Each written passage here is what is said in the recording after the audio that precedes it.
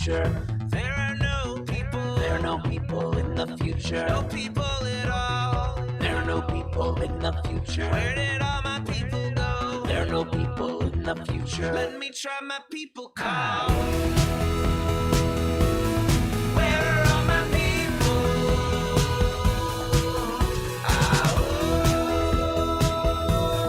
Where are all my people? I guess I'll fly away now. Hey everybody, welcome. Yes, indeed, it is Friday, October 1st. It's the spooky month. October 1st, 2021. Welcome to Raging Chicken's Out the Coop podcast. This is Kevin Mahoney, editor and founder of Raging Chicken. Each week, I talk to that vaccinated scare poster, Sean Kitchen, about the good, the bad, and the ugly in state and national politics. Yes, we are streaming live on our YouTube channel. Want to give a shout out to all those folks who are joining us live on YouTube right now. Hello, Emily. Saw your stuff in the comments. Welcome. And don't forget to smash that subscribe button, like the stream, and hit that bell so you know every time that we go live, and share it out with your friends, right? Share it out right now. Hit it up on those social medias that you got, on the Facebooks and the Twitters and the Twitches and wherever you're going to be. Yes. On today's show, well, progressives hold the line, at least for now, forcing Nancy Pelosi to postpone a vote on the $1 trillion Kyrsten Sinima, the Kyrsten Sinima promoted bipartisan, aka fossil fuel infrastructure bill. Right? They are going to be back in session today, so the fight is not over, but right now, they're holding the line, holding out for that $3.5 trillion infrastructure reconciliation bill that would fulfill the Biden Build Back Better agenda. Meanwhile, Joe Manchin says he won't support a reconciliation bill larger than $1.5 trillion. That is $2 trillion less than the compromise package and $4.5 trillion less than the original package. Yes, remember the $3.5 trillion package was the compromise. Well, some West Virginia kayactivists paddled up to Joe Manchin's yacht in D.C. Right? They asked him some better questions than the Beltway media did, and guess what? They got more from him than any of them did, or the cable news shows. Yeah, how about that? And writing into his newsletter, the Daily Poster, David Sirota reported Thursday that Joe Manchin had backed a huge bank bailout bill for Wall Street, back 13 years ago. That's almost to the day where he goes out and basically starts deriding people for having an entitlement mentality as a reason to kill the reconciliation bill. That one would help millions of people struggling to survive, as opposed to the freaking bankers. Crazy. Yes, and guess what happened then? Manchin got the bill passed, and then Wall Street execs decided to bankroll Manchin. Surprise, surprise. Now, Greta Thunberg chastised world leaders for their climate change blah, blah, blah over the last several decades, and she calls for immediate decisive action. I want to underscore that 10 times. Meanwhile, FEMA is removing subsidies for flood insurance as claims are expected to rise significantly due to the effects of climate change. Insurance premiums are expected to rise 18% per year for at least the next 20 years, particularly in areas already prone to flooding. And 23 species have been removed from the endangered species list. But this is not good news. They are being removed because they have been declared extinct. Yes, in the last 50 years, the 50 years since the passage of the Endangered Species Act, until Wednesday's announcement, only 11 species had previously been removed from the list due to extinction. How about that? Deb Haaland, the Secretary of the Interior, says the specifics for each of the species varies demise, but the story arc is essentially the same.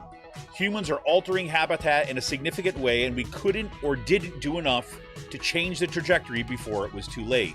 Sound familiar? We're going to be one of those species pretty soon. Back in the day, there were... Oh, wait, I should say this. Are you ready for some serious snail mail? Yeah, beginning Friday, the U.S. Postal Service will start to, quote, implement new standards of service for first-class mail and periodicals that will slow its target delivery time down by about 30%. How about that?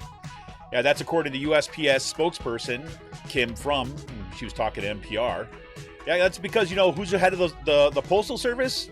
The Trump dude who wants to destroy the Postal Service so his own company will get the mail business. That guy. Remember the guy who's trying to slow everything down, destroying all the sorting machines so that our ballots wouldn't get to us in time? Remember that guy? Yeah, he's still the one there. Anyways, back in the day, there were the sewer socialists. Today, the sidewalk socialists. Yes, they are making the theoretical question about what it would mean to govern as a socialist into a very practical one. Rebecca Burns of Indy's Times has a great article on the victories of India Walton in the Buffalo Democratic mayoral primary and over 60 DSA-backed candidates who have been elected to local office from Denver to Chicago to Knoxville, Tennessee. It's a great piece. Definitely check it out. And Supreme Court Justice and all-around horrible human being Brett Kavanaugh tests positive for COVID-19. Yes, that's just a few days before the new term begins. Now, before you Google it, yes, he's been vaccinated. Look, I just didn't want to get anybody's hopes up. All right. Today, a little bit closer to home, the PA House Republicans shot down their own school voucher bill. It's like the circle firing group. It's like, swear to God. They were planning on giving vouchers to parents of students who didn't want to wear masks and let them go to school districts or private schools that do not have masking requirements. But they blew it. House Republicans also advanced their voter suppression agenda. They voted House Bill 1800 out of committee and a series of constitutional amendments that would politicize the Secretary of State's office, mandate voter ID, and establish election audits and more. Gee, why would that be a problem? And about 3,000 people showed up in Harrisburg for a maskless super spreader pro-life rally. Sean didn't even want to get close enough to that for a zoom lens, right? He said, nope, gotta check out of this one. My God, but tomorrow, women's marches are happening across the country, right? It's happening in Harrisburg tomorrow at 11 a.m., but you can look for a rally time and locations near you by going to map.womensmarch.com. That's map.womensmarch.com. Put in your zip code there. You can find what's going on. I know there's ones happening in Doylestown, right down the street from me, happening up in Allentown, all throughout the Lehigh Valley, happening all in Pittsburgh and Philly. Check it out. And Cyril Michaleko, right, he's got a new piece out called Central York High School Students Light a Path for Student Uprisings in Bucks County and across the Commonwealth. Here. Cyril's going to be back on for the Wednesday show next Wednesday. We're going to talk about that article and more, what these amazing students did at the Central York High School, and a little bit about what that points to and what the students right here in Bucks County who are facing similar problems can learn from those students. And yes, speaking of the school districts in Bucks County, yes, I've started getting emails from the Penridge School District about how my kids are getting exposed to COVID. Just feels all warm and fuzzy inside, doesn't it? Yes. And today's last call, happy birthday to NASA. Yes. On this day in 1958, the legendary space agency was born on October 1st, 1958. Yes. Right? According to space.com, quote, the space agency officially opened for business on this day. President Eisenhower had signed the National Aeronautics and Space Act into law 2 months earlier in response to the Soviet Union's launch of Sputnik. The U.S. didn't want to get left behind in the space race, so Congress created NASA as an organized effort to advance space research and technology. Happy birthday to NASA. And the FAA is investigating Jeff Bezos' Blue Origin about safety measures after an explosive letter published by a group of 21 employees blew the whistle on the company's move to cut safety corners, pressuring employees to work long hours, and in a rush to all try to gain government contracts to compete with SpaceX. And yeah, imagine that. Jeff Bezos forcing workers to work long hours, right? Understaffed, through exhaustion and cutting safety measures. Interesting that the Amazon executive would do that, huh? The letter also alleges that there is a toxic working environment at the company, especially for women. They say sexism was pervasive throughout the company. I want to remind you to tune in to The Rick Smith Show. That streams every night on YouTube, Twitter, and wherever you get your stream content. You can check out all his shows. Head on over to ricksmithshow.com. You can check out, he's on WBAI in New York, KPFK in Los Angeles, right? He's just, tearing it up over there at The Rick Smith Show. Congratulations to everyone there. And I hear that they got some good things coming too. Very, very excited.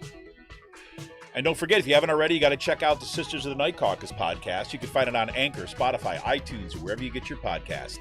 The amazing PA women stirring the political cauldron behind this podcast rock the house. And they know where the bodies are buried. Spooky. Ooh, for Halloween month. Make sure to follow them also on Twitter at The Night Caucus. That's at The Night Caucus on Twitter.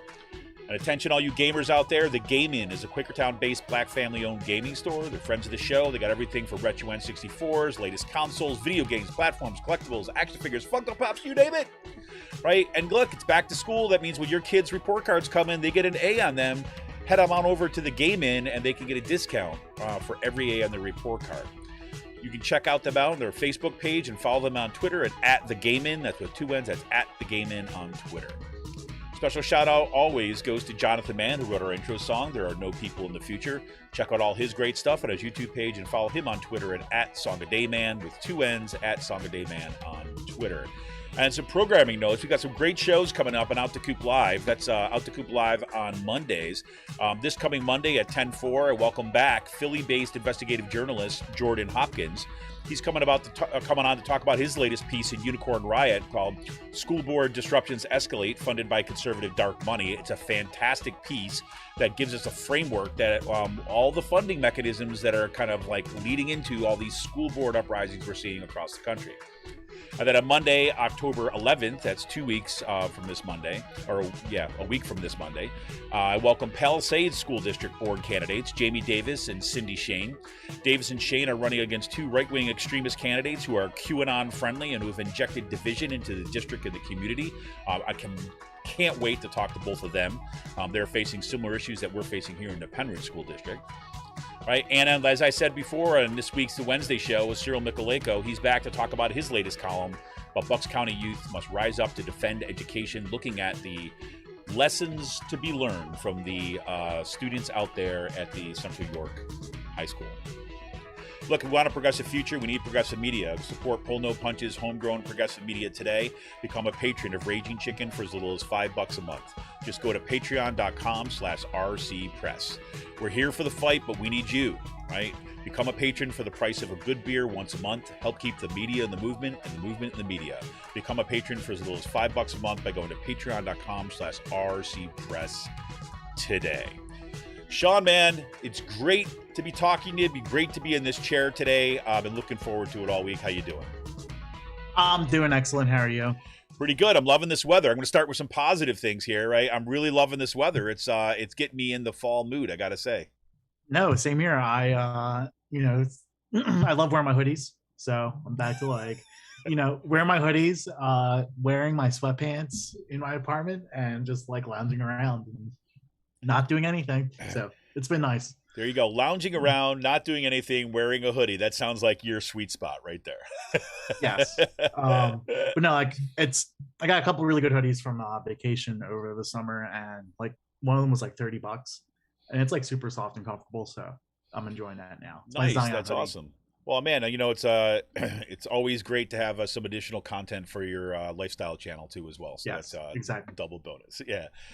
So, Sean, I don't know what there is to say about the Manchin Sinima disaster that is going on in our national politics right now, other than like we're standing on the precipice of kind of like absolutely needed legislation if we were going to be able to stave off like the worst effects of climate change or not. Yeah, that also, like, if this goes down, the whole entire Biden presidency will go down with it. Like, it's that type of like monumental type legislation where I think that, like,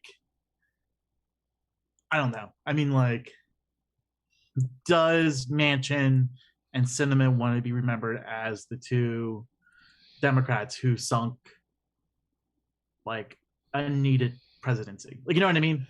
After Trump. I think the answer for Sinema especially is yes. Right? Just because of like because the headlines. Yes, and just because she'll get a mention. ego. Yep, exactly. It's what Emma Vigeland says in the Majority Report, right? She's like an attention seeker, and it's just about grabbing the spotlight and where we should get as much as she can get attention back on her. It's just astounding. So it's like, and the fact that she has up until, I mean, again, I was reading headlines and looking kind of through up until this morning, she has not articulated kind of one iota of what she actually wants, right, in terms of negotiation, but she has been like holding fundraisers with some of the top corporate lobbying organizations in the country, right? So she's raking in cash at these kind of 1,000 to 5,000 plate kind of Also, dinners that and fucking fundraisers. internship she had, that was reported. Like, she went on a wine unpaid an internship with a winery that was out of state. Like, I mean, she's really doing things right now that's going to destroy her political career. Like, I think yesterday on social media, the Primary Cinema PAC launched and is getting a ton of traction on social media. Like, she's really fucking around. And I mean, I don't think she cares. I honestly don't think she does care. And also, like, she's just a nihilist at this point. And I think that's okay. She just wants to be remembered as a nihilist. Yeah, I mean, like, I don't think there's anything else to it. And it's just like, yeah, like, no, I mean, it's like, yeah. I mean, I look at it like this, like, look, and Manchin, sorry, Manchin is just as bad, right? I mean, it's like Manchin is just as bad as, like, he tries to play this off. Well, West Virginia went for Trump by 30 points, so I've got to do X, Y, and Z. But you know what? I mean, Chris Hayes did a great piece on this last night, as I think it was on the Maddow show too as well. I was reading reporting in the Times. Polling in West Virginia. Yeah, you look at the polling on this bill everywhere is fucking through the roof. It's fantastic. It is one of, like, yeah, I mean, it's polling at like 70, 75, like 66, 70% straight across in the West board. Virginia, right? I mean, the minute that West Virginia, it polls about 48%, right? But then if you tell people how you're going to pay for it, you're going to pay for it by primarily taxing the rich and closing corporate loopholes. Then it goes up to like almost 80% support, right? They're like, yes. Right, because like we're like West Virginia, like we're a poor state, right? Tax the bastards, like so that we don't. And like you're poor for a reason, because of like the exploitation of the natural resources in your state by the coal companies and like the coal barons over the past like 200 years. Which is where Joe Manchin makes a ton of cash. Yes. Right. But I mean, yeah, this is what when people, I have to say, one of the worst parts about this, right? Well, I mean, there's lots of bad parts, but the worst parts about it is like watching some of the, say the cable news coverage, especially, or news coverage of Joe Manchin and of this infrastructure bill and the reconciliation bill fight, right? There's like two notable things. One, they've just like bought the line, hook, line, and sinker about Manchin kind of being like, politically vulnerable, and you could understand his moderateness and things like this. When meanwhile, it's like the surest thing that he could do to get himself reelected. He's on a fucking yacht. He's on a yacht talking to people in kayaks, right? And the surest way he could get himself reelected is to back that freaking bill. Saying how it's how it's for West Virginia. It's one of the most like politically fucking beneficial bills he can campaign on. You're just like, there's no moderateness to this. No, I hate how people buy like, oh, he's a moderate. No, he's fucking bought and paid for it. Yeah. He's on a yacht. There's nothing moderate about showing up to DC in a fucking yacht. Like, well, and that's where he lives. Did you see that? You see the what the yacht's called to? What? Almost heaven. Right? He's like, I'm almost cashed in, baby. I don't know how you can kayak to that thing and not throw a fucking Molotov cocktail at it. Like, I'm sorry. I'm not advocating for property destruction, but like, well, let's put it this way. That's probably a good reason that you, or I, for that matter, should not kayak to his yacht. Yes. Right? That we'll stick in this nice little safe space and talk about it. No, I just don't understand, like, the fucking opulence of like being on a yacht. Yep. And to remain way up above, instead of coming down to talk to people, to remain like, some of you may die. Here, let me just throw out some coins. Like, exactly. Exactly. It's like, I cry for you, Argentina. Right? It's like, I mean, come on.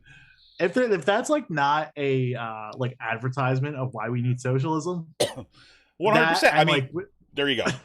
Yep. Like, just, yeah. I mean, like, and also like if that's like not. I mean, that's also an example like why my generation is so open to socialism, and generation like younger generations, like because like we're getting fucked. This I'll guy's on a say. yacht. Like, yeah, I mean, yeah. So It's really something. It's really something. But let's just be clear what the stakes are. I mean, the stakes for this are absolutely huge. Just as Sean had just said, I mean, if this goes down, if they don't get this reconciliation bill, or no, you got Manchin coming out say that he's only going to deal with like a $1.5 trillion reconciliation bill. That's as far as they'll go. But let's be clear, that is so insufficient for what we need to do. I mean, and this is why I look at that bipartisan bill. I just call it like the fossil fuel infrastructure bill, because you cannot do the kind of necessary climate mitigation stuff that is needed to be done with a $1.5 trillion, as well as kind of, to use the Biden words, build back basically kind of like a caring infrastructure, kind of social safety, or kind of the social infrastructure that has been decimated over the past 40 years. I mean, you can't do it. So you get a chance. You get your opportunity then. If you do that reconciliation bill, you have to pick winners and losers. You have to be able to say, okay, like, yeah, we're going to pick this thing and we're not going to do this other thing. So who's going to suffer is going to be how the game plays. Or you can do it all, but do it all poorly, right? Because you're going to be insufficiently funded. And that's where we're at right now. And if the thing doesn't happen at all, look, you might as well just, freaking, cash in your chips, man. Freaking game over. All right, game over for the Biden thing. And like, there's nothing then that will get us the climate mitigation stuff that is necessary in order to meet even like eensy weensy teeny weeny goals directed towards getting us off the the carbon pipe. But yeah, I'm telling you, man, it is something. But you got to give those kayactivists some credit for that wonderful little video they took of Manchin from his castle window, kind of waving down to the poor peons, I'm surprised he didn't pee on them while he was up there, literally. But but they're good for them. Good for them. It's like what Rick says. There's like it ain't golden showers of like honey or. Yeah, exactly. Yeah, exactly. When we talk about trickle down, right? That's not rain. That's not gold that it was trickling down on you, right? Yeah, that's literally like people like this dude just pissing on us all. So I mean, we'll see. I mean, I don't know how much more you can say about this other, because it's out of our hands. People are doing great activist work, and kind of call your legislator, especially kind of in the House, to make sure that they're shored up. Make sure if you're in Pennsylvania, make sure you're calling Casey. I mean, Casey's already on board. Let's be clear about this. But the more that they're going to hear from people that are being outraged, the better. So you do this, and I'll tell you this: do check out that primary Sinima pack, because she's got to go. And, we've got to really kind of take seriously a serious kind of progressive candidate in West Virginia going forward, too, as well. Not one of these kind of, like hand-picked, poll-tested, consultant-picked candidates going up against Manchin. No, we got to have a progressive and primary that bastard, too, when his turn comes around. So there we go.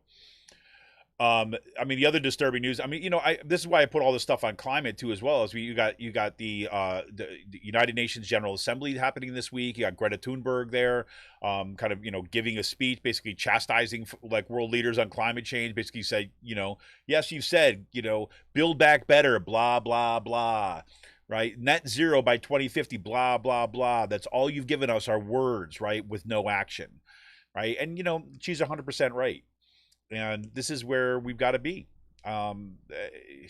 It's infuriating. It's infuriating.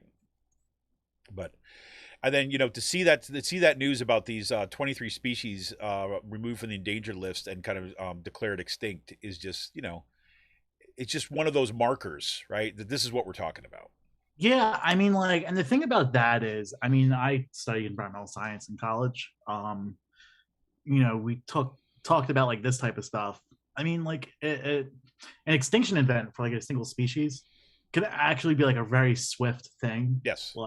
And climate related. I don't think people realize all you need is one cold snap to in an area that doesn't really get cold, and you destroy a whole entire like species, a population of bugs, insects, birds, stuff like that. Yep. Like say like in this like for instance, a really good example of this is the Sonoran Desert. You have the cactuses down there, saguaro cactuses. Like if it gets below freezing for like an hour, they will die. So that's how you can tell like where a cold snap goes through. So like stuff like that. I mean, like you can wipe out a whole entire species population in a very short amount of time. Like Absolutely. with that type of stuff. I don't think people realize like how swift a species can go extinct in an area. Right. Yeah. Well, and you see, and I think the fact that we see the 50 years of the Endangered Species Act, you only had 11 species that were removed from the Endangered Species Act because of extinction, right? To see 23. I wonder like how much of that is just like not upkeeping the list because we don't want to admit. I'm sure there's some of that gone extinct. Which is still like, I'm not justifying, 22 species is still like a lot, but like, how much of that is just like previous, interior people who were bought out by fossil fuel interests. I mean, that's Department of Interior's main job is natural resources. Like how many of them just like swept that shit underneath the rug to not cause concern with like local environment and stuff like that. Well, that's exactly what they say. I was reading some of the articles about this too, and a lot of some of the interviews with the with kind of like scientists and stuff who study this stuff. They said, look, Deb Haaland is now kind of ahead of the interior. She's the Interior Secretary, right? And she's got a point. And they actually they dug in, right, and kind of actually did a proper review of this stuff, right, and actually wanted the actual numbers. And this is the kind of stuff they found. And they were just, you talk about an agency that has been gutted. You talk about protections for, say, wildlife, protections of ecosystems that has been just gutted, or like as you said, reversing the lead bullet bans and shit like that. Yeah. Yep. So, it's troubling stuff. It's troubling stuff. But,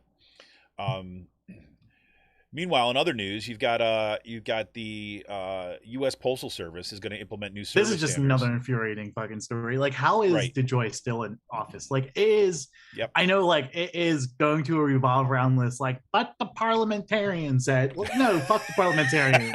like, it's the same thing with DeJoy. Like, oh, there's like one board governor. Okay, come up with a bill, stick it into a piece of legislation, like a budget bill.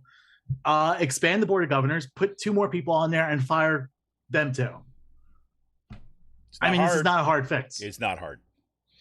This is a simple like legislative fix that Democrats can easily do. And Biden, it just seems like everyone's just like throwing their hand in the air, like, well, we can't do anything because the one guy won't do it. No, fucking use your power to change the control of the board and appoint your people. It really astounds me. That whole mentality. I just don't get it.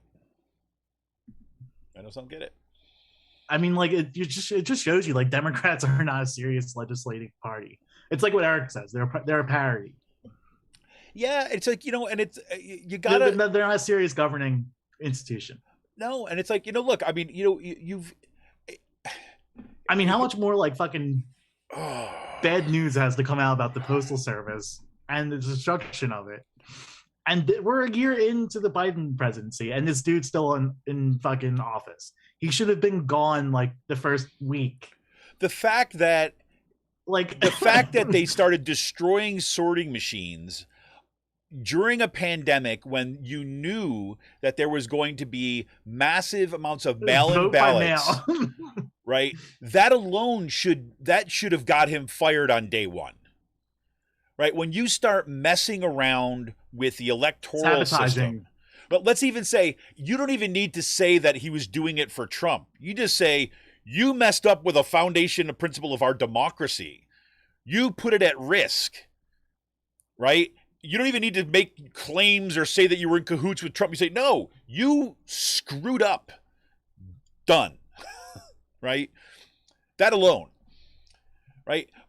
Or just the freaking, I mean, who gets to keep their job with that kind of like what do you call it? Conflict of interest, right? The guy, his business directly benefits when the Postal Service is having problems. I mean, that's just, I mean, it's so astounding to me.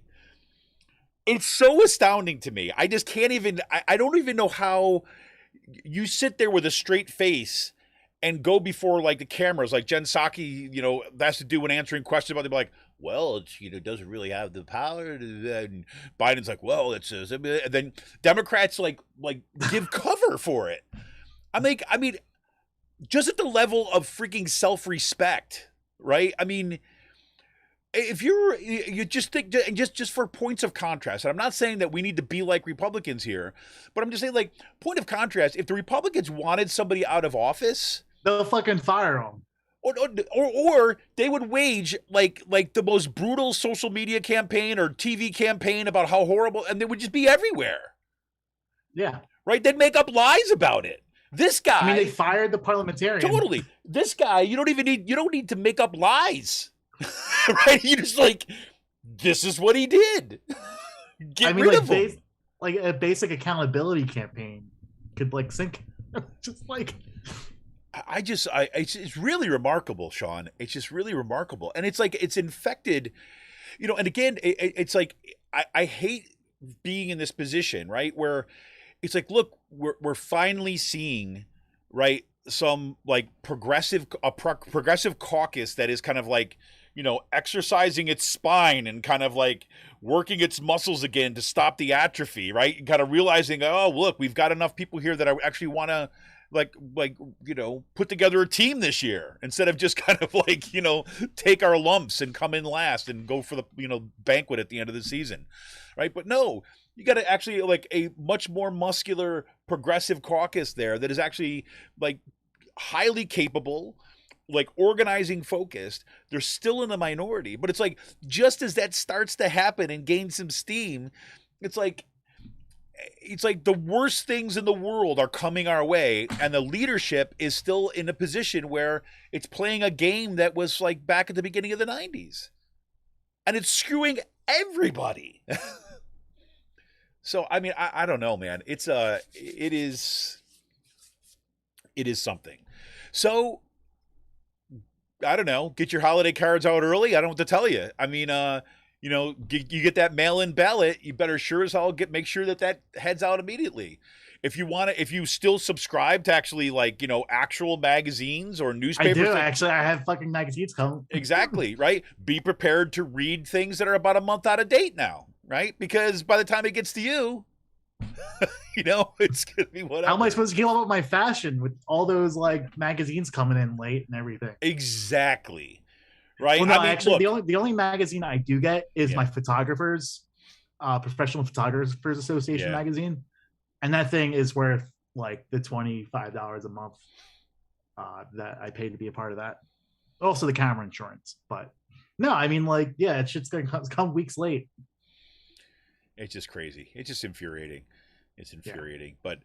But yeah, so I do want to highlight this. I've reached out to Rebecca Burns of In These Times. She's got this great article looking at this the number of socialists, or at least primarily socialists, but also DSA backed candidates who have actually made it into office. And In These Times, and she's for In These Times, she interviewed like over 60 DSA backed candidates, and there's fascinating stories about they're in there. She does a little bit of the history of some of the sewer socialists, and for those of you who don't know, sewer socialists were the folks in Milwaukee, Wisconsin, and they were called sewer socialists because they were focusing on infrastructure and building different kinds of infrastructures in like around the town to make people's lives actually better on a daily basis, like trash collection, like making sure that the sewage system works, making sure that it was up to date. They built all these public parks, right? And they were there for quite some time. And Milwaukee for a period of time was like really a remarkable place. right? Because of what these folks did, right? And then some of them called, they got a slur. Some call them sewer socialists, right? Because they took forever to do things, right? It took, we're focused on these projects that took a long time, and it was kind of like a very gradual thing. So they got a lot of flack from kind of from their left wing at the time, but they were working on some of that practical stuff, and now we're seeing that happen again. And what's interesting about one of the little details that I found really fascinating in this piece was that they get the name Sidewalk Socialist, right? I think it's the one from Somersville, Massachusetts, is where they picked that up. They're calling that themselves. Let me see if I pick that up. Well,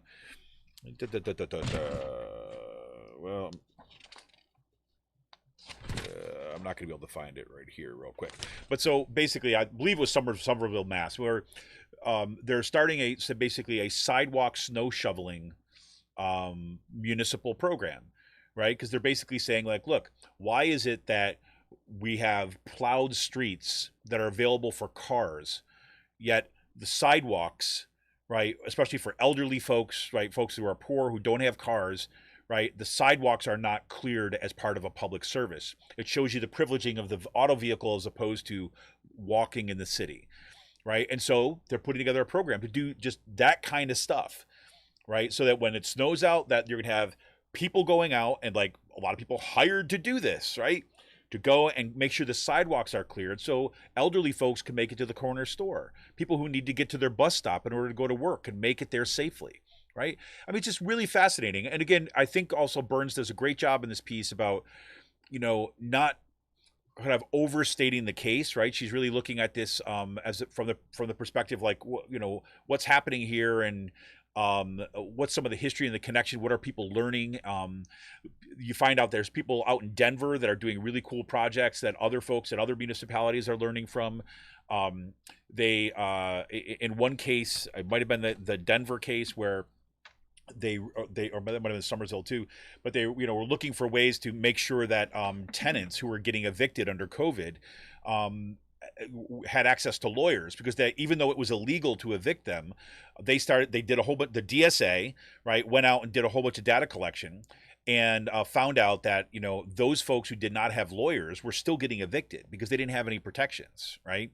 So they were able to present this to the city council. They had DSA-backed candidates who had elected on city council. They brought that forward, and they looked into this, and they found that it's true.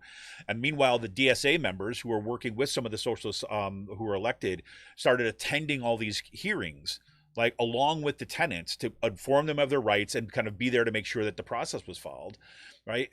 And then they started looking through the budget, right, and found out there was like this, I forget how it was, like tens of thousands of dollars that was being allocated to buying new computer monitor screens for the police department, right? And they said, hey, we're going to take that line item, we're going to take it, we're not going to get new computer monitors for the police department, we're going to put it into this defense of tenant rights. I believe it was like $40,000. Just really smart stuff that's going on. And at the same time, putting it in context, like, look, no municipality is going to be able to enact socialism on its own, right? And they're very kind of clear about that. But it just kind of this really, really good and smart article and stuff. So I've reached out to her to see if I could get her on the show too as well. I think it would be just some a kind of amazing conversation to have right here, especially as we've seen the takeoff of DSA in the Lehigh Valley. We've seen it happen in the kind of central PA and Philadelphia, obviously, Pittsburgh, obviously, and just some absolutely fantastic work. So kudos to that. Check it out. Check the link in the today's show notes if you want to check out that article from Rebecca Burns from In These Times. It is called Meet the New Generation of Sidewalk Socialists. So do check it out. And as we kind of close this out here, yes, looks like the old scumbag Brett Kavanaugh, the Supreme Court justice, scum Supreme Court justice. I just get him confused sometimes. Yeah, God works in mysterious ways. Yeah, it does work in mysterious ways. And, I just hope that Brett Kavanaugh, he was vaccinated, but he tested positive for COVID. So I'm sure the paste shipments are going to start coming in soon. Wouldn't you think, Sean? Yeah. So, on the bright side of life, Brett Kavanaugh's hopefully he's going to come out of that. He's not going to, he'll survive COVID, and maybe that'll change his mind, right? Or at the very least, he'll be dewormed. So that'll be good too. So any other stuff you got on the national scope, Sean?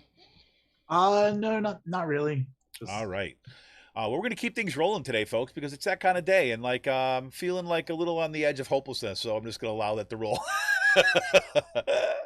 There you go. Anyways, this is Kevin Mahoney, editor and founder of Raging Chicken. Want to remind you that you can help support this show. You can help support all the work that we're doing by heading on over to patreon.com/rcpress today. You can become a patron for as little as $5 a month. And look, and if you're out there, if you're listening to this show, if you listen to this show live on YouTube, like share the show out. Like share it as we're talking right now. Share it out. Post it to your social media accounts. Let people know about the show. If you're listening to this as part of the podcast, share it out with other folks, right? We've got a great crew of folks that has just been really kind of blasting our stuff out, blasting our shows when they're coming out, up on Twitter, on Facebook, right? And it's just been great to see. And I want to thank everybody who's been really has been out sharing the show, doing it. And also want to put a special, kind of note in for those folks who came on as new patrons over the past month, in the month of September. Thank you so much for hopping on the train and helping support this show. For now, this is Kevin Mahoney, editor and founder of Raging Chicken. We're going to come right back and see what's happening, around the block here in Pennsylvania. This is Kevin Mahoney, editor and founder of Raging Chicken. We will be right back, and I keep on hitting the button. Where are all my people?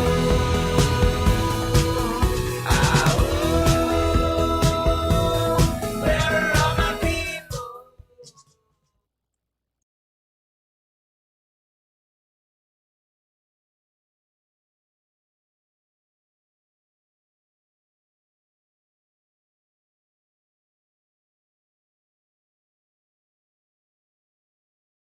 Where are all my people?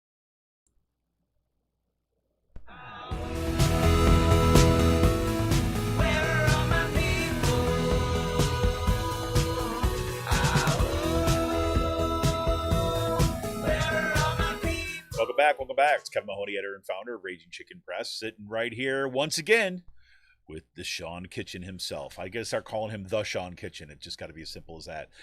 So Sean, so it seems like the House Republicans were doing their own kind of like special kind of dance this week, huh? Yeah, it looked like it was pretty fun.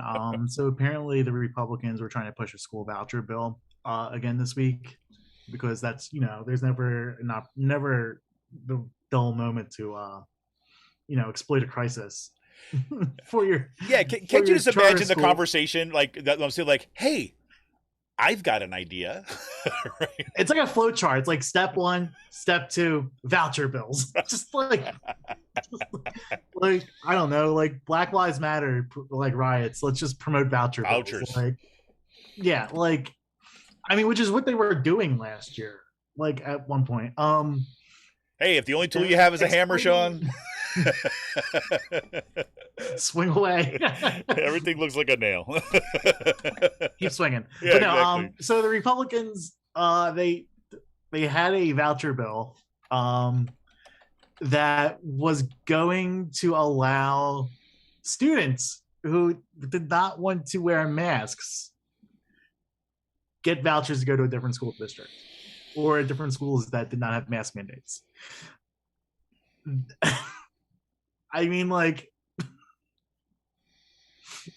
your face is like, it's just like, I mean, for everyone else, this seems crazy.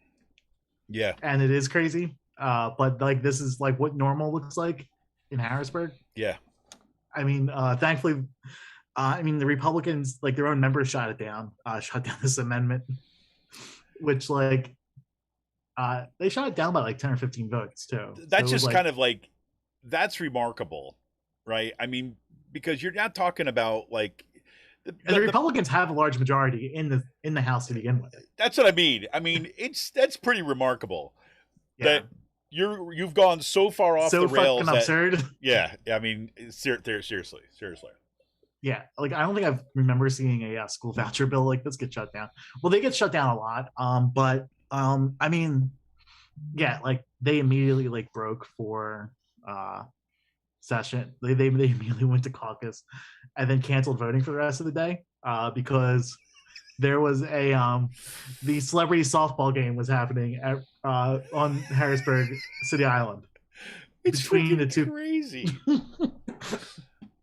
I did not go to it, but yeah, like the celebrity soft or like yearly like the legislative softball game, and yeah, I mean, just the bullshit that happens here in Harrisburg is just like, like they literally canceled voting for the day, so they didn't miss the fucking softball game. Well, it is a kind of a an annual kind Which of is a moment good of thing. bipartisan glory, right?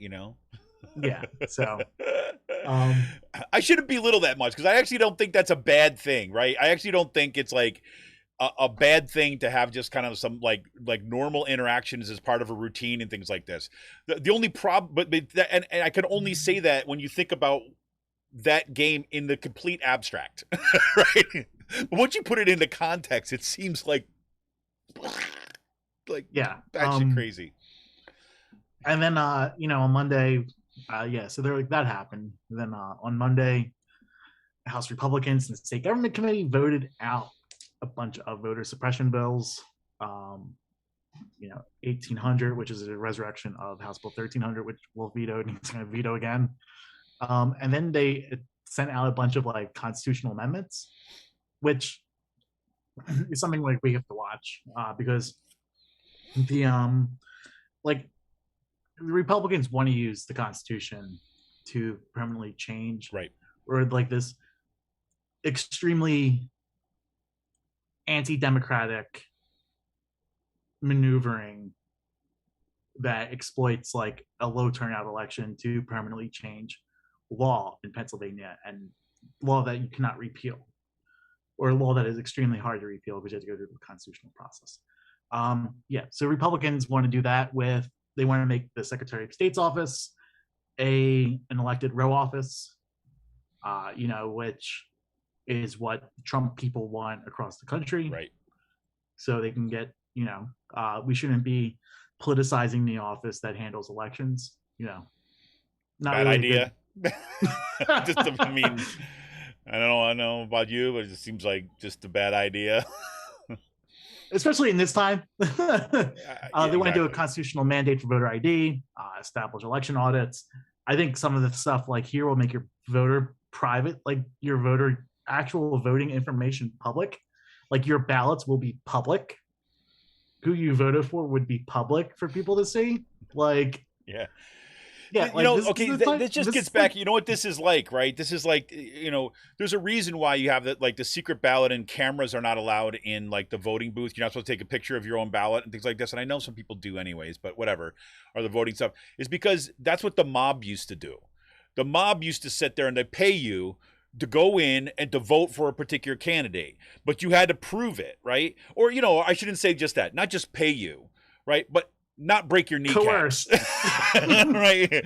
You got to prove you're going to vote for this person, and to prove it, you got to take a picture to show me that you actually did, as proof that you did what we said, right? And so that was a problem, right? This is like the mob mentality, just like gone off the rails like everything else right now. Yeah, I mean, this is just as like the fucking like the audit, the fake audit stuff that's happening with the voter information. Like, come on, are we really going to be given, like, they really want to give your voter information to over 9 million people, over like Sidney Powell and stuff like that. Like, it's something, man. I'm telling you. you. There was a really good point made by one of the House Dems, a couple of them in the point. Joe Webster, who's from the Southeast, he called it a constitutional amendment crisis that we are currently in Pennsylvania, and I feel like that's a really good way of describing it. Republicans winning statewide offices, especially the governor's race prospects, is looking pretty slim for them with Shapiro running, and then in general because of numbers. Like the largest decreases we saw with the census came from these parts of the state that these Republicans are from. Like, and yeah, so it's about power. Yeah. It's about holding on to power. 100%. 100%. And this is, I guess if there's any... And they will use like anti-democratic methods yes. of like exploiting a 10% voter turnout primary to do it. Right. And call it the will of the people. Right. When only like 10% of the electorate supported it. Right. And I think that, if there's one positive thing about this, I think that more so than at other points. Like, people are actually paying attention to this stuff. And because it is, it is kind of a coordinated national plan, right? That the patterns are kind of like available for anybody who's like, gives a crap to see it. So that's that is a positive thing. So, so people are able to organize it in a way or on a different way. But, if you got super majorities, like you do, well, almost not quite, but I mean, if you got like overwhelming majorities in state legislators like you do here in Pennsylvania, paying attention, okay, that's great. But if you don't have the votes, right, you don't have any recourse, they can pass this stuff, and then now we're in a whole different world of hurt. So, yeah, and I mean, like, they're probably going to want to pass as many things as possible because of the new maps that are going to be coming up in 2022. Like, pass stuff, try to get the maps delayed till 2024, and then like get all these amendments lined up. Yeah, and if you could kind of like, and then have new maps, and then go into your new maps in a presidential election year where you may lose your majority because of how those districts are going to be. Yeah, I mean, that's the game plan now. Right, exactly. I was going to say, like, and in the meantime, so their job right now is basically, to neuter as much of the state apparatus as possible that makes it impossible for. And they want to take power away from the governor. Right. Because they know that they will not be winning the governor's race. Like, the only meaningful thing that they did in Harrisburg this week was extend like Governor Wolf's emergency orders around emergency business waivers and stuff regarding Hurricane Ida. Mm-hmm. Like 95% what he asked for, he got. Like, that's the only meaningful thing they did this week. So, well, I guess cheers for that. Let's do it. Well, I'm glad they did that, especially since you had a little super spreader event happen out there in Harrisburg this past week, right? Yes. Like 3,000 people showed up for the pro-life rally, anti-abortion rally, forced birth rally, you name it. Yeah. I saw the spokesperson for the Catholic conference while we were sitting on Roxbury's deck, and he walked by, and I asked him why he hates women so much, and when's he going to hold like the women's rights rallies with like Malcolm Kenyatta and Rep. Madden there. He got so fucking pissed. That's awesome. Just like, no, fuck these people though. I mean, like, that's pretty much like what I think about like the Catholic conference, and especially like this group of people. They had a fucking stage set up in the middle of State Street, and their holding pen was the offices of the Commonwealth Foundation. There you go. Like their fucking cattle chute from the stage like went right into the Commonwealth Foundation's front doors.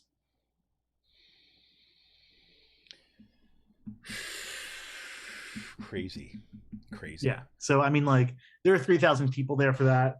I did not say I got out of there, but I don't blame you, because look, like, if this is like on this the side over here, right? If this right here has the kind of the right wing ideologues and nut jobs, right? And over here, and those are over here, and then over here we've got the anti-masker, anti-vaccine conspiracy theorists. The Venn diagram kind of looks like like this at this point. Sorry for those people who are just listening. It was. But so here's the thing about this rally. Like, okay, so the thing that like got me about this, 3,000 people showed up. They packed themselves into like fucking buses. So this is the scene. They all came down unmasked in these buses, packed like sardines, like no seats available on these buses. During the middle of this Delta breakout, had the rally on the Capitol steps, screaming. There was one kid in his shirt, like unmasked, unvaxxed, unafraid, just like yep.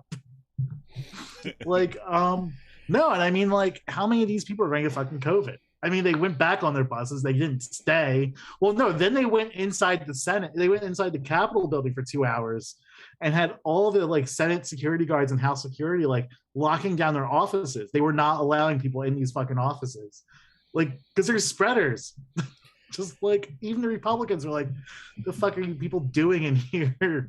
So, well, at least they know, Sean, that they'll have pie in the sky when they die. So that's yeah, that'll be good.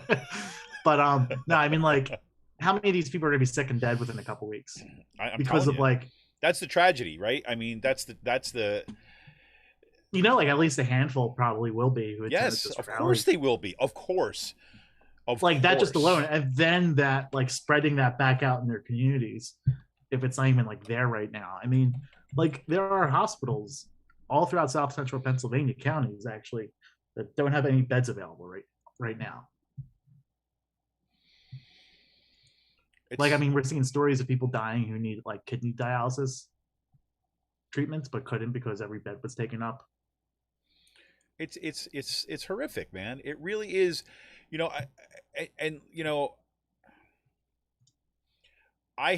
talked about this before. I mean, I have a tough time at some points just kind of being like, all right, you just go all into a room together and let's just get this all over with. You just go all in there, right? You just cough on each other. You do all that kind of stuff. We'll lock the freaking doors and we'll see how many of you come out. You could do your little freaking whatever. You're kind of like whoever survives, the stronger, fittest, whatever you want to talk about. But also like seeing the stories of like negative partisanship around this, like people aren't getting vaxxed because liberals are getting vaxxed. Like it's remarkable. It's remarkable. The negative, and then like you saw the Chris Hayes thing this week, right? Yeah. And how they're just like fucking spamming people with emails about not getting vaccinated and not being masked. Like you're you're killing the people that are giving you money. Yeah. I mean, look, I think this is horrible to say, but it's like, it's the only thing that's going to get us out of here. It's like the virus got us here and like the ideologies have kept us here. And now the virus is the only thing that's going to potentially get us out of this. Right. And what I mean by that is like, the one thing that has been, if you look at following the numbers on the COVID cases, the numbers have been dropping. Right. And not to like a safe level, right? But this has been a pattern. We talked about this like a while back. There's a pattern we saw with the Delta variant that it would burn through. It burns through populations so quickly, and in some places where you had high levels of vaccination, right? That the spike would be kind of shorter, but we have so many people to burn through here. Right, we're just like coasting at like 5,000 cases a day right now in Pennsylvania, like for the past like week or so. I mean, like, yeah, it's just like shit's gonna add up soon, like with more people dying. Well, that's exactly it. And you have the thing is that you have something like in if you look at the U.S. and here's the thing, right? You have the case. It's really uneven too. You go to the U.S. as a whole, right? This is you look at New York Times statistics here. The U.S. as a whole, we see the 14-day change. There's been a kind of like a negative 26% change, right? So that's significant and that's positive. But then you look in Alaska, right, which is the last thing you've seen an uptick of like 75% increase. I mean, like right now in Dauphin County, I'm looking at numbers. We're like numbers we've seen back in January, like on the downslope, from January, and the numbers up here are still going up. Right. And so then you have, we can look at these numbers. This is what I mean. Is like I have very.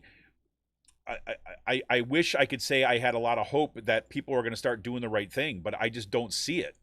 And then did you see the health? Or go ahead. No, go ahead. Go ahead. What are you gonna say?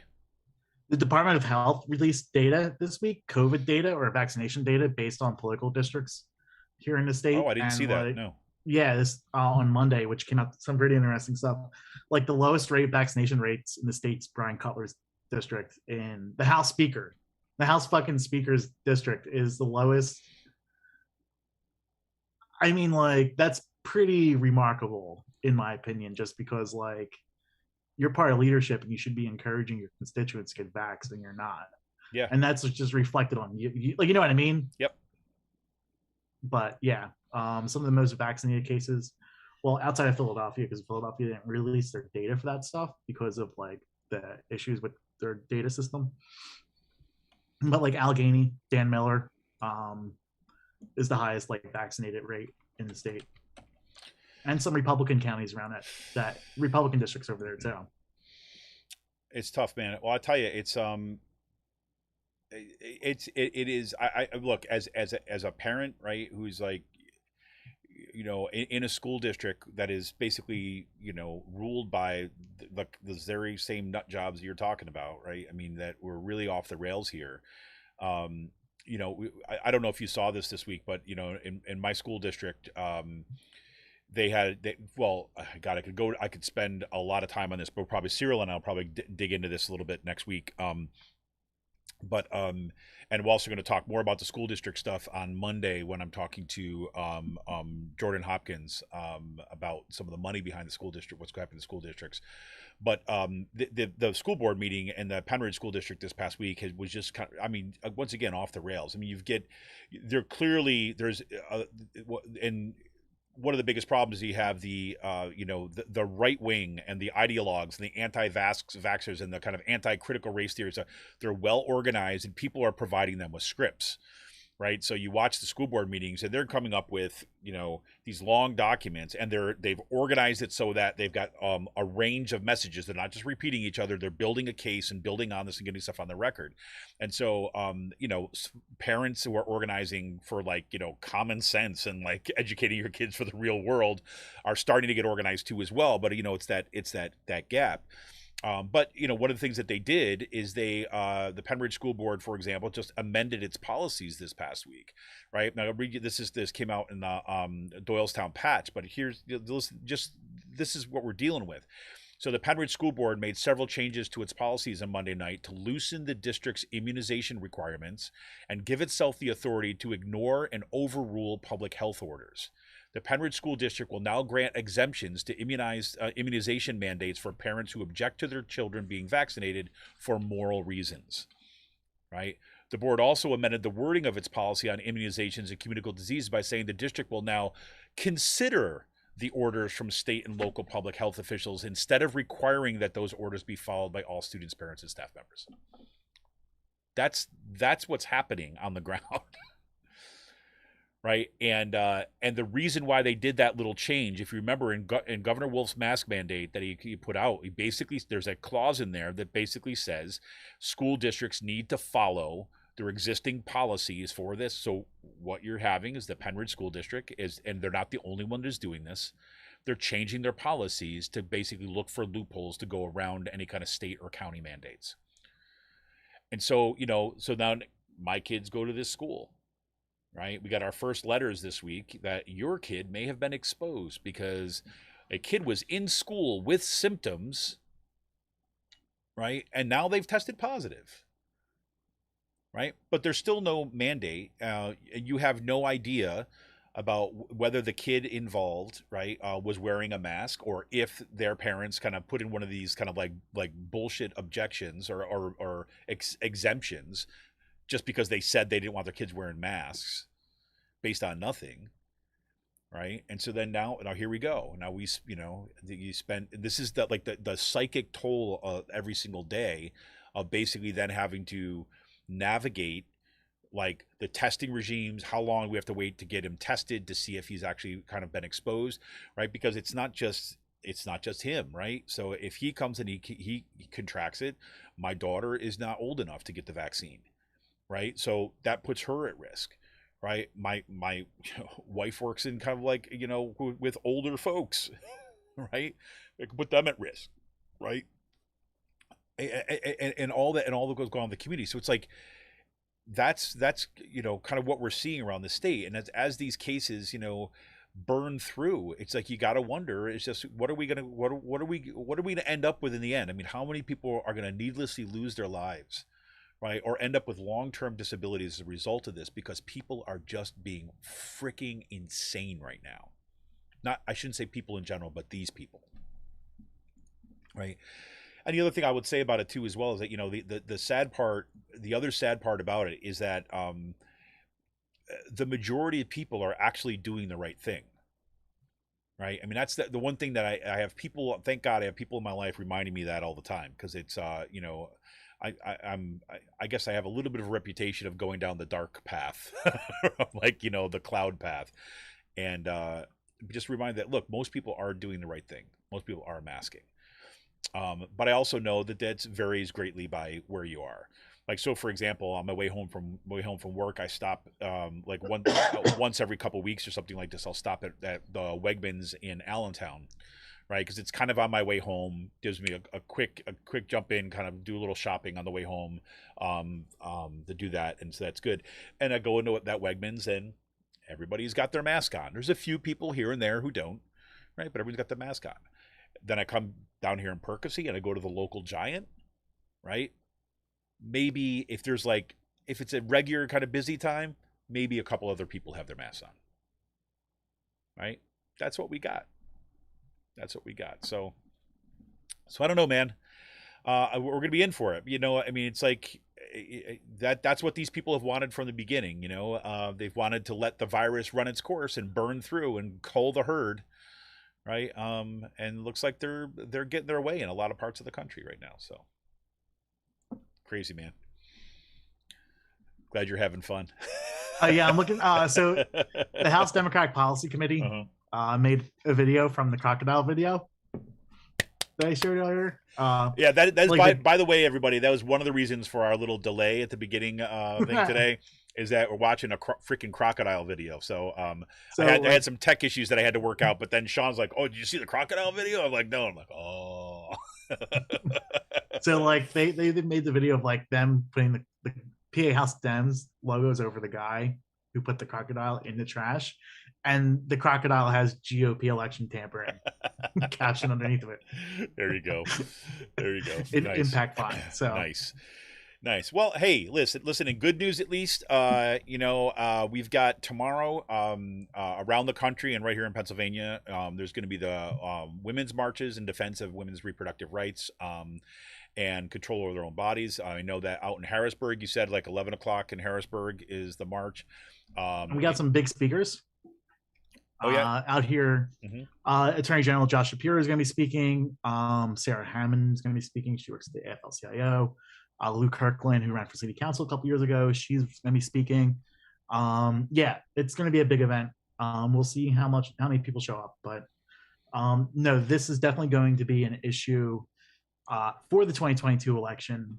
I think it's a winning issue for Democrats if they get out in front early on it. And they're not afraid of it. Access to reproductive rights in Pennsylvania polls very high in the state. And, we don't have the caucus of, we made even like 10 years ago, 5 years ago, you had like 20 Democrats who would always vote for, who were anti-choice. I think that number's down to like a few with a bunch of the old white dudes retiring or getting voted out by having Sarah and Summer and Fiedler, Emily Kincaid and others in office. So yep. No, excellent. So I mean, if you get out there, wear your mask, get out there. It's outside and things like this. And I think that people be pretty conscientious here. If you're up in the kind of Lehigh Valley area, and the Bethlehem, they've got their rally starts at 10 a.m. It's meeting at the Bethlehem City Hall Plaza. We've got another one down in Hilltown, kind of right down the road from me. That is on Creamery Road in Hilltown at 2 p.m. on Saturday, the 2nd. You can look at, we can just go down the list if we wanted to in Doylestown, right? It's also at 2 p.m. on Saturday. That's going to meet at the old Bucks County Courthouse on 55 East Court Street in Doylestown. If you're out in the Reading area by Kutztown, 10 a.m. on Saturday, it's going to meet at the Reading City Park. But you can just head on over to map.womensmarch.com. You put in your zip code, you put in your, kind of your area or the city where you live, and it'll give you a list of stuff that's going around. So get out there and kind of support this, because I think you're right, Sean. I think this is 100% an issue that's got to be front and center moving forward, especially as we see the full assault on Roe v. Wade. That has just only, I believe, just begun. So I think we're starting to see that now. We really have to work on sinking Republicans and use what Gavin Newsom did in the recall effort to sink Larry Elder. I mean, that was going to be like a failed proposition from the start, but once he started defining who Larry Elder was and connecting him to all the crazy policies that come straight from groups like the Commonwealth Foundation and stuff like that, having a zero minimum wage is a pretty standard talking point for Republicans. Um, I think just like using those negatives, or not negatives, but like you start using that stuff against them, like their own words. Yeah. I know. I mean, like, and tying them to Texas. I mean, we see Democrats doing that now. You're going to have a lot of campaigns like they're going to be saying we're not going to be like Texas. Yep. Well, there we have it. So we'll see that. Hope to see people kind of out and about then. We just finding out that. Let me just check this out real quick. This is a meeting taking place on the infrastructure bill. House Democrats meet as leaders race to secure a deal on Biden priorities. She says that they're on a path to pass the infrastructure bill today.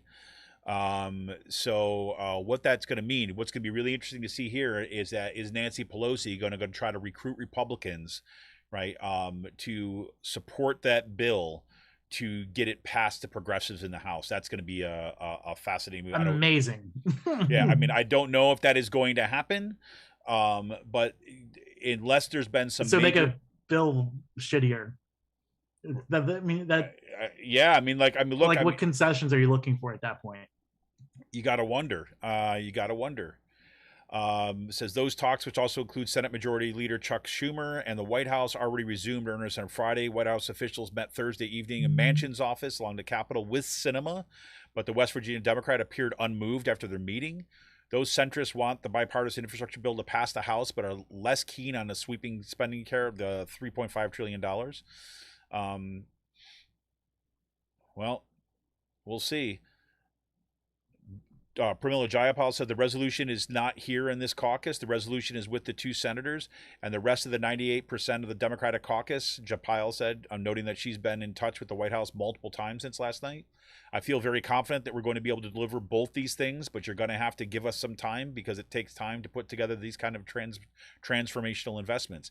I mean, we'll see. I mean, this kind of stuff, you don't know what's coming out of people's mouths, how much of that is designed to try to push people in certain directions, how much it reflects what's going on here. But I just wanted to give that a check-in before we moved into today's last call for here. So we shall see, Sean. We shall see.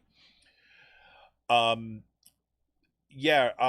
real quick, yes, definitely tune in, folks, on for the Wednesday show with Cyril Michaleko on next Wednesday. We're going to talk about what happened in York Central High School, or Central York High School, then beating back the kind of attempts to ban a bunch of books.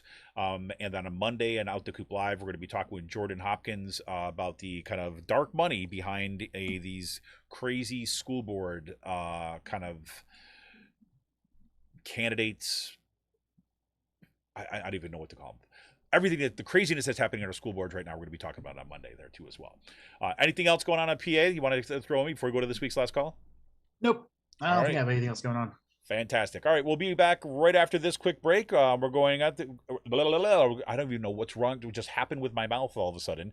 But we'll be right back after this quick break with this week's last call. Talk to you in a minute.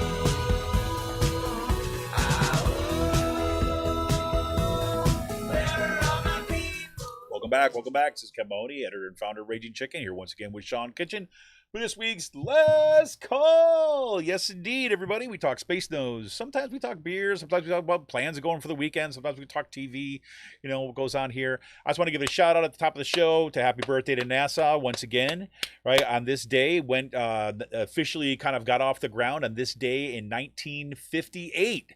After everyone freaked out after the Soviet Union launched Sputnik, they started NASA, and then here we are, legendary space agency. Happy birthday to NASA. And I do not feel bad for Jeff Bezos today, as the FAA is basically looking into, the whole idea that he's applying his the principles of Amazon of abusing workers and not giving a crap about anything other than kind of being the top dog ahead of his penis rocket. Jeff Bezos, they're looking into that after allegations of rampant sexism, right, and a toxic working environment, cutting safety corners, and all sorts of stuff. So that's looking in that. It was a letter that was signed by 12 employees. Well, I said 21. I'm sorry, 21 employees. But most of them were unnamed because they were worried about retribution, but that kind of made itself out. So that was always interesting to see. Sean, what do you got planned for the weekend? I know that you were talking about heading out to the Women's March, but I got other stuff happening for the weekend? No, not really getting coffee. I bought a chicken over the weekend, so I'm going to be roasting a chicken tomorrow night. So I'm looking forward to that. Nice. Yeah, and some fall food. Yeah. I think I'm making a stew. Yeah, it's nice and cool where I can like use my oven again and like stand over the stove. So yeah, I've been cooking more lately. Yeah, that's good. I'm gonna make a Guinness beef stew this weekend, which I just feels appropriate for the time. So that'll be pretty cool. And I'm gonna be doing some more yard work this weekend. That's pretty much all I'm gonna be doing. So from that, maybe doing a little brushing up on my D&D too as well. I got to start still digging into that. So. Nice. Oh, I went to the Portugal the Man concert last week. Was awesome. Oh yeah. I'm glad you brought it up. I was going to ask you, but then I forgot. Yeah. No, it was great. I ate 275 milligram gummies beforehand. And I was not expecting the lights and the sound. It just hit me all at once in like a sensory overload. So I mean, it sounds like it wasn't exactly the positive experience that I was hoping for. No, it was a good experience. It almost like felt like I was on an acid trip at that point. Oh my god. No, it was a great show. Like excellent show, first concert since the break. Since like the pandemic. They like played all their good hits. What I love about Portugal the Man, what they do a lot is like they do like a lot of older covers. So, and they'll do it in like they'll throw a cover of like the Rolling Stones into like a breakdown of their own song, and then go right back to their own song after they're done the cover. Oh, that's cool. So they did that with Gimme Shelter. They started off the concert with Native American or people from the Three Rivers Council in Pittsburgh. Mm-hmm. They're Native people who were from like the Caribbean, and they were explaining. And Portugal Man they've started doing is like they're getting a lot of like Native people to explain the history before their concerts. So they spent like 5 minutes talking about like how the whites pretty much came into this area and committed genocide on the Susquehannocks and Conestoga tribes, which is like a history like we're not taught. Yep. We're not really like memorial. Like here in Pennsylvania, I remember like having a conversation with someone about that. Just like the lack of tribes in Pennsylvania, and just like, what are you talking about? Like they're from the Southwest, like, you know what I mean? So there's a lot of like reservations, and like, yeah, that's not happening here on the East Coast. Like we killed them all. Yep. So I mean, so there was that. The show was awesome. The singer's wife or girlfriend was on the always tours with them, and she does backup vocals, and she was singing Nirvana Smells Like Teen Spirit cover, which was awesome. That's awesome. Yeah, they came in doing they started off by playing From Whom the Bell Tolls from Metallica for like 3 minutes, and then just like went into like their own music. So it was just awesome. It was obnoxious at that point, but I mean, like, there's a band I seen, they played for like 90 minutes straight through. They don't talk to the crowd at all. So it was a fucking great time. Nice, man. That's fantastic. That is fantastic. And so while you're doing that, I went apple picking, which was good. Nice. Yeah, nice. We got three like huge bags of like. Where do you go? So we there's this place up in Quakertown outside. It's actually in Coopersburg. Okay. I'm gonna forget the name of it because we've gone to Soulberry because I know that you're a big fan of Soulberry Orchards. I always remember it used to be like, Yeah, I went up there, go picking I at. drove there, and I got these berries. These berries are just so amazing. There's no like I remember like you see. Oh, we would get like Soulberry's. That's the one up past Doylestown, right? Yep. Yeah. Yeah. No, I know my parents would go up there for apple picking too. Yeah, they have great stuff. What's nice about this one, let me see if I can find it. I should give them a shout out because it's a really kind of cool place. It is, let me see. No. Cooper's, that's the wrong one. Sorry. Hold on just a second. But we've gone there now for a few years because it's a small kind of family owned one, and it's rarely crowded. It's not people. It's still like in a field and stuff. They don't have like a big carnival or anything like that around it. Berg PA apple picking. It's like Hamilton Family Orchards, I think is what it is. Let me see if that's right. Pick your own. It's not gonna give it to me. I believe it's called Hamilton Family Orchards. Yeah, something like that. But if you look it up, it's in. Yeah, I'm not gonna be able to find it. It's up in Coopersburg, just kind of north of Quakertown, a little bit off the beaten path and stuff, but it's nice. It's beautiful back in there too as well. It's we got a couple big bags of Honeycrisp apples, and then got some mixed of like Jonah Golds and Empire and things like that. So, like I've already made some applesauce. Going to make some apple crisp this weekend. Things like this. So I love this time. I love like fresh apples. When I grew up, there used to be this place in Utica called Twin Orchards, and it's now a mall. Yeah, exactly. But we used to get these, big cardboard bushel of apples right at this season, and we just keep them in the garage. And, on my way to school every day, I used to just go out and just grab an apple, right, and just kind of like, have a nice fresh apple on the walk to school in the morning. It was just freaking awesome. So I'm looking forward to it. So anyways, so just that, and just have to get to a little bit of what's that, D&D? I don't know, it's just a player's handbook for something or something. We do a little of that. I never got into that. I don't know the point of Dungeons and Dragons, so it's a lot of fun actually. It's if you think about it, it's like collaborative storytelling is really what in the best case scenario, right? I mean, some people just play it for like the hack and slash kind of stuff, but if you have like a really good DM or doing a good campaign, you got characters who are into it. It's like collaborative or collective storytelling, really what it is. So kind of fun. So did you see that death rates in the rural area is now twice that of those in the urban? Yep. I mean, I'm just looking at the COVID numbers right here by county, and just like I'm living in one of those counties where we're gonna have higher COVID cases now within the next week or two than there were before January. We're gonna be peaking in the January, past the January spike. I know.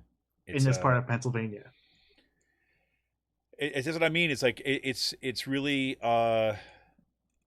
it's depressing. I don't know what else to say. I mean, and I should say this too as well. Is like I've talked a little about this on the Out the Coop Live this past week, but it's I go from home, right, where I'm in the midst of this insanity, and the school board has gone off the rails, and I have to worry every day if my kids are going to be safe, and feeling like pretty powerless, right, like on a daily basis to do this stuff, and it's infuriating to me. I don't like being in that situation. It's not that I'm not doing anything, but it's just like the kids still going to school, and then I drive for a freaking hour a day to go to Kutztown, and it's the same thing there, right? I mean, I've got students like sitting in my classes coughing up, like sneezing into their masks and everything like this. I'm like, I think well, let me be clear. I think the vast majority of my students are like super conscientious and like, and things like this. But it's like, What are you going to do? We just had a story from a faculty member today, right? Or, this morning, as my friend Mike, right? He sat there, met in office hours with a student, right? The student had missed some classes, right? Because that student had been out and was waiting for a test to come back for COVID, right? And tested negative for COVID, right? So the student came into office hours trying to make stuff up, right? So he sits there and, she's still kind of like sniffly and things like this. Right. Later on that day or the next day or something like this, she says, or I don't know if it's he or she, but the student said, oh, I thought I should let you know that I just lost my sense of smell and taste. Right. And this is like after. That's negative. Yeah.